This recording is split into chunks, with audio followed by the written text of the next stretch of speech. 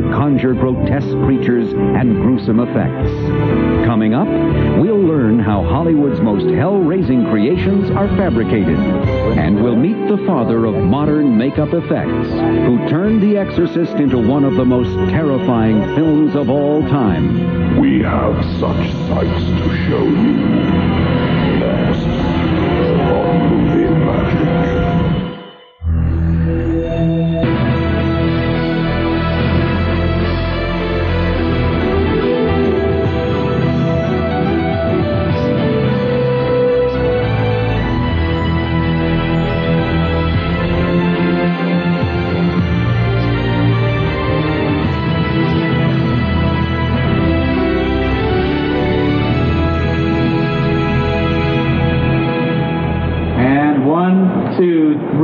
Stab.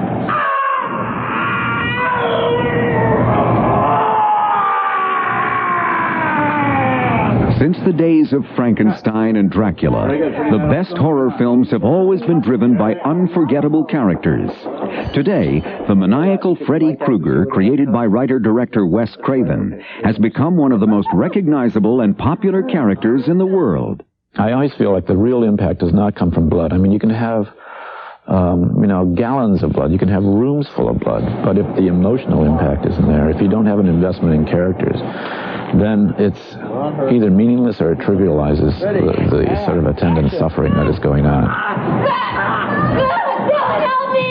On the set of Wes Craven's new Nightmare, star Robert Englund, who plays Freddy, makes the transformation into Elm Street's arch nemesis. Freddy's scarred and burned face, designed by makeup artist David Miller, is integral to Englund's performance. When you wear the makeup, it does this strange thing to an actor. It actually frees up the performance a bit. We're so used to working with our own faces, and we're stuck with these. But when you have all that makeup on, it kind of frees you up. It makes you feel a little more comfortable to be artificial. Hi, kids! But great horror characters must go through a long development process before they are turned loose with a chainsaw or machete. First, they emerge from the minds of horror meisters like Wes Craven or Clive Barker, creator of the Hellraiser films. You know, I've been storyboarding this, and I've kept coming back to the image of the teeth closing around him in a different direction. Almost like a Venus flytrap, you know?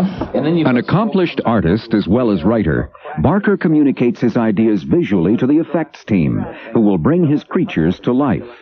Gary Tunnicliffe and the crew at Image Animation International have created the makeup for the first 3 Hellraiser films and are about to embark on Hellraiser 4, Bloodlines. Nobody escapes us. With a normal director, you show them a drawing and they look at it and they kind of have an idea for a change. With Clive, he will take that drawing and he will put a piece of paper down and he will draw what he wants. Hellraiser's star and leader of the film's sadomasochistic Cenobites is the incomparable Pinhead. We'll tear your soul apart.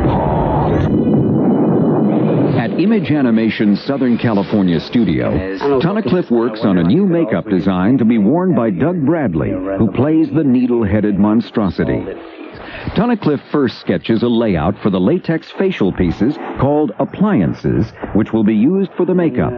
The layout is sketched onto a plaster cast of Bradley's head. I'm thinking if we sculpt the back, run one out of foam. Next, the sculpting process begins. Tunnicliffe uses an oil-based clay called plastiline to fashion Pinhead's hairless skull and trademark grid. This grid, carefully laid out so it is evenly proportioned across the skull, was not part of the original makeup design. What happened was somebody drew a graph on a bust in order to make sure the pins were even. And as soon as everyone saw the graph, they said, perfect, leave the graph in. Once the sculpting is complete, the appliances are cast out of foam latex. When this process is finished, they are prepared for the all-important final step. Only now can Tunnicliffe begin the application of the 138 nails that appear to be driven into Pinhead's skull. Each of the hand-painted plastic protrusions is affixed to one of the appliances with superglue. In a perfect world, we'd just hammer nails straight into Doug's head. But for some reason, he's really against that. Actors. Finally, the makeup is ready to be applied to the star himself. While Bradley has played the role 3 times before, Tunnicliffe makes subtle changes to the makeup for each film. The truth is that if I am standing still doing nothing, the makeup and the costume are screaming off that screen. So, in a way, the less I do, the better it reads, and I have to just come to terms with that. Once in full makeup, Bradley takes his gruesome visage to the set. When the camera rolls, Pinhead comes to life, and one of Hollywood's most horrific adversaries takes center stage. This is a Holocaust. Waiting to wake yourself. What you're looking at is a guy with nails in his head. It's a horrendous idea, but your eyes are drawn to the image, and you look at it. And why? Because there's something about it very regal, very ordered. It's a great image, and it's one that, if only we could create again and again. Oh, no tears, please. It's a waste of good suffering. When we return, we'll meet the man who changed the face of horror makeup forever with The Exorcist. Taken from his family, forced into a strange world, he found the courage to break free and the wisdom. Put down your weapon! To bring 2 worlds together. From the director of the Academy Award-winning Journey of Hope comes Squanto, A Warrior's Tale, rated PG. Starts Friday, October 28th at a theater near you. Pinhead, a young makeup artist named Dick Smith, revolutionized the craft of special makeup effects. Smith's inventive spirit and passion for realism evolved during his 15 years as the head of NBC's makeup department. His early feature film work was highlighted by transforming Dustin Hoffman into the 121-year-old Jack Crabbe in Little Big Man. I started doing makeup way back in 1945, and I got into television. There wasn't anything like special makeup effects in those days. It wasn't until I worked on The Exorcist in 1972, I guess it was, that there was even a call for the kind of change on camera that was required. The Exorcist tells the story of a young girl named Regan who is possessed by the devil. The lead role was given to an unknown actress named Linda Blair. Really, the hardest thing on The Exorcist was arriving at Linda Blair's Regan demon makeup. I did a series of about 5 or 6 different makeups on her with appliances. First, just to see if I could make her look mean. I mean, this sweet little, apple-cheeked girl. The testing process, seen in these rare camera tests, went on for weeks. Blair and her photo double, Eileen Dietz, gamely endured more than 5 hours per day in the makeup chair. Some of them were overdone at first. Finally, we arrived at something that looked like it was workable, and I perfected it. But Blair's makeup was only the beginning. The film required an incredible number of special rigs and mechanical devices to achieve such demonic effects as Regan's vacant eyes, serpentine tongue, and unforgettable projectile vomiting. Eventually, I worked out a way of molding flat tubes out of heat-forming plastic that could be connected with a kind of a pipe that went through the mouth. A partial mask was fitted over to conceal it and to make her look like the Regan demon, and the rest of the makeup was conformed to that. Then the special effects man could pump pea soup right through this thing, and it would spray out at the camera or whatever. Perhaps the most shocking image in the film occurs when Regan's head rotates a full 360 degrees during a violent satanic rage. To accomplish the effect, Smith designed and built a life-size dummy of Linda Blair, complete with rotating head. Smith first cast a Linda Blair dummy in foam latex. Working with special effects man Marcel Vercouter, he then configured the dummy's rotating head and animated the face with radio-controlled eyes. Begone! In the name of the Father, and of the Son, and of the Holy Spirit! The resulting effect left no doubt in the minds of movie audiences that young Regan was not alone inside her body. Father, and the Holy Spirit! Damien! Amen. God, defender of the human race. While Smith's makeup effects for The Exorcist mainly involved altering his subject's face, the 1980 film Altered States required full-body transformations that were entirely unprecedented. In Altered States, Dr. Edward Jessup, played by William Hurt, experiments with untested drugs, which cause his body to go through a series of agonizing contortions. The most challenging thing about the Altered States assignment was in transforming someone from head to foot with foam rubber. I mean, a huge suit. Now, to make that look believable was technically and artistically frightening. Smith spent more than 4 weeks sculpting the amorphous contours of 3 full-body suits out of plastiline clay. While the suits had to represent dramatic distortions of the human form, it was important to Smith that Hurt be able to express emotion through them as well. Then came the most difficult part. To allow Hurt to quickly get in and out of the suits on the set, Smith had each suit cast as a single piece of foam latex. The enormous plaster molds were constructed with large filling holes to accommodate the massive syringes used to inject the foam. The normally predictable baking or curing process had to be carefully monitored, as Smith had never before cooked up such large batches of foam. A custom oven even had to be constructed to accommodate the immense molds. Removing the appliances from the molds also required special care. Any damage to the suit at this point meant that the elaborate process would have to be repeated. Finally, Smith carefully trimmed and hand-painted the suits. When the finished pieces were presented to star William Hurt at a camera test, he was overwhelmed with the depth of Smith's artistic achievement.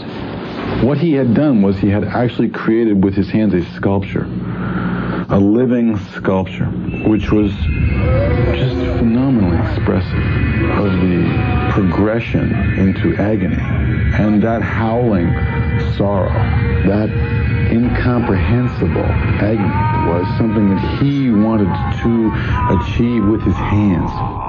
In other scenes, Smith broke new ground with his use of air bladders, carefully controlled balloons that expand and contract to create movement. The first time I had to use a bladder was on The Exorcist. And you remember little Linda Blair at one point has her throat blow up like a bullfrog. When it came to Altered States, this was a far more complex thing. I couldn't simply put a balloon or something underneath the skin. Instead, Smith had to mold expandable tubing, which was nearly flat and could conform to Hurt's arm. What he had done was he'd used balloons and a harmonica device and compressed air. That was it. I laughed because it was so effective and so simple.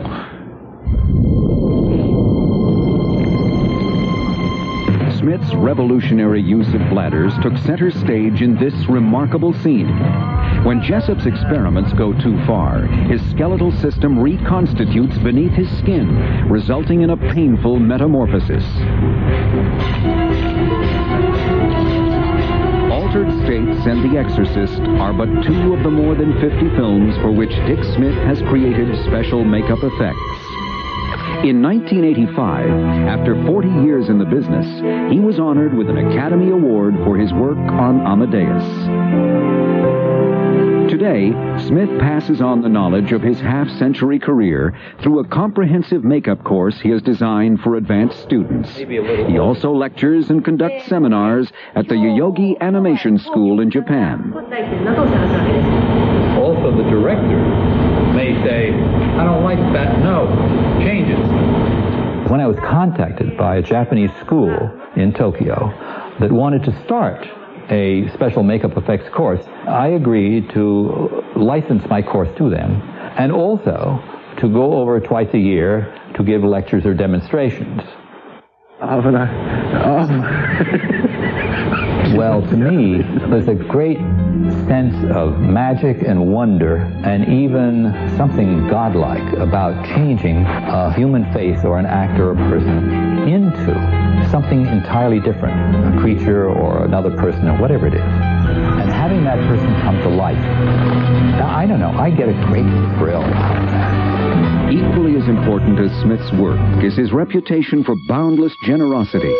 Despite his dozens of innovations, he never keeps secrets from his peers, choosing to share all of his formulas and compounds with other artists. He has inspired me for years and years and years. I carry his memory with me all the time. When I think about quality, when I think about courage, and continuing to go on toward the vision in a humane and compassionate and generous way, I think about him. Next, the godfather of gore reveals the secrets of some of film's most gruesome illusions. Travel provided by Continental, offering business first-class service at a business-class fare. In the morbid realm of horror effects, the rule of thumb is the bloodier, the better. Tom Savini always wanted to be an actor, but fate dealt him another hand. Today, he is recognized throughout the effects community as one of the finest practitioners of gore effects. I have somehow become the king of splatter. That's because I did Friday the 13th and Dawn of the Dead right in a row. So, producers would call me to get the same kind of stuff, I guess. Even a blood squib, an effects device used to simulate a bullet hit, gets Savini's special touch. After fastening an explosive charge to the back of a protective metal plate, Tom fills a condom with twice the amount of fake blood generally used for squibs. He then tightly wraps the condom to ensure that the blood will not just ooze, but splatter. Sometimes I feel like an assassin or a hired killer. I load up my car with my little tools in my tray, and I go some strange place and I kill people. Far from Hollywood, in a blue-collar section of Pittsburgh, Savini oversees a busy workshop where his ghastly creatures and horrific effects are born. Many of Savini's effects involve specially designed props, which can have a shocking effect when applied to an actor or actress. For this scene from Day of the Dead, Savini fashioned a custom cutout shovel, which is used to gruesomely kill a zombie. After the prop shovel is used with the actor, a real shovel is used to finish the job. Kicked up a stone. Oh! That's pretty good, though. Hey, Tom. What now? Well, it looks like we're out of blood again. Out of blood again? Get up! You're fired. The important thing is to establish the real weapon to give credence, believability, to the fake one. Same thing with the hammers. Establish the real one before you use the fake one. Go away, you're fired too. When the blood starts to flow, Savini uses concealed tubing attached to syringes filled with red liquid to produce the desired effect. This backstabbing rig is comprised of a tube which runs to a syringe filled with the fake blood. By manipulating the syringe, the operator controls both the quantity and the timing of the blood flow. One of the techniques for which Savini is best known is the use of false fronts or dummy bodies. The real arms and head of an actor are combined with a fake body, which is usually being mutilated or consumed. This technique was used in one of Savini's most infamous films, George Romero's Dawn of the Dead, and its sequel, Day of the Dead. Zombies were gunned down by the hundreds, but when the Walking Dead managed to catch up with an unfortunate victim, a feast would ensue. I mean, my job was to sit around and think of ways to kill people. There were some ways in the script we came up with a lot more of them. So we'd go to George and we'd say, how about if we take a screwdriver and drive it in some zombie's ear? And George would go, okay. And then 2 hours later, we'd do it. Perhaps the most memorable death scene from Day of the Dead was this poor soldier's demise, torn in half and devoured by a mob of hungry undead. Savini first constructed an elevated floor with a hole in it to allow actor Joe Pilato to hide his body from the chest down. He then attached a foam latex body section to Joe's shoulders and arms, complete with a large cavity to hold the blood and guts. The fake body technique is not as simple as it first appears. You couldn't lay the body on me, right now the way I am, and have it look real, even if I put my head back. My chest has to be up for it to lie on, so it looks like the continuation of my shoulder line into the chest. With the fake body and actor in perfect alignment, Savini has created one of the most vivid and gruesome death scenes ever shown on the big screen. Images like these may not be for everybody, But at the Fangoria Weekend of Horrors, an eccentric group gathers each year to pay tribute to their favorite directors and stars. Their heroes appreciate the attention, knowing they may never get the respect they deserve from the filmmaking community. You know, in Hollywood, it's okay for a horror film to save a studio, but it's still not the class act. But in Europe, the horror film is as important as American jazz, as westerns, as gangster films. It's one of the things that Hollywood does great. Here we go, lighting it up. Horror films don't stand for things that you can point to when you're walking down the sidewalk, but if you extract from them what they're really about, these sort of subconscious realities, then we all do have these elements. We all do have Freddy Krueger. Partner. And action. The startling images which provide this kind of big screen impact are the contributions of the unique effects artists who practice this dark craft.